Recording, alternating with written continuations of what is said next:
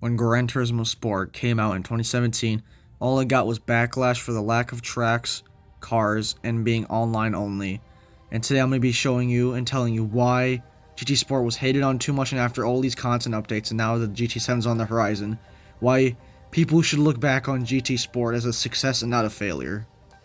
Polyphony Digital's goal for Gran Turismo Sport was to make an online racing game like iRacing and Assetto Corsa against man, with penalties, FI verified tracks, tournaments, and weekly races. At the start of GT Sport's lifecycle, there were 3 daily races, but now they are weekly to stop repetitiveness and so that you can learn the tracks and cars you had to use during the races. You can learn the tire composition and the fuel saving strategies. For each race, there's race details, which tells you what car you're going to be using, how much fuel there's going to be used, tire wear, what tires you can use, and the penalties. One of the biggest complaints is that GT Sport only had 154 cars at launch compared to GT6's 1,200, and GT Sport has gotten several updates, which has made the car count go from 164 to a whopping 382. Something new to Gran Turismo Sport is the scapes, which allows you to take any of your favorite cars and put them in beautiful places and take pictures of them, with tons of different things in hundreds of different locations. There's also a ton of options that makes you feel like a photographer, such as turning on the headlights, small details like turning the wheel like 90 degrees clockwise, very small details that make the pictures come to life. The lobby system is back from GTs 5 and 6, but with tons more detail, such as choosing what kind of track you want to go to for specific lobbies, if the lobbies are full, what region you want to be in, what kind of rating you want, if you want drivers that are lower rating or higher rating. There's also the creating lobby system, which is very in-depth compared to what it was before in GT 5 and 6. You could choose how many people you want, if it's racing for fun, racing for cruisings, etc. Specific tracks and layouts, specific time of day and weather. Well, not really weather, because of the issue with GT Sport. What kind of tires you want to have on the track. The grid order you can set yourself. How many laps you can, endurance race, practice, qualifying. GT Sports lobbies depending on the sportsmanship and driver rating. The driver rating being how good you drive in the races, and sportsmanship being how clean you drive with others. Another one of GT Sports' biggest complaint was the cars. Not enough cars, but this game I think is better than every other GT game for the one reason, and it's cars. The cars are super detailed compared to what Gran Turismo 5 and 6 had, which was like 300 detailed cars and then about 1,000 filler cars that were PS2 and PSP imports or just flat out trash cars and sounded terrible. The game, sound, and looks are amazing.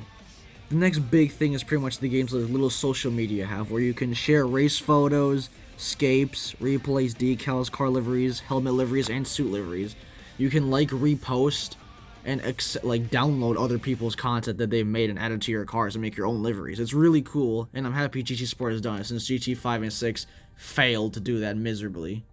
The next is the quote-unquote career mode. GT Sport has been about the online, so I don't care about the career mode, which is the biggest complaint of GT Sport. There is no career mode. It's not a true GT.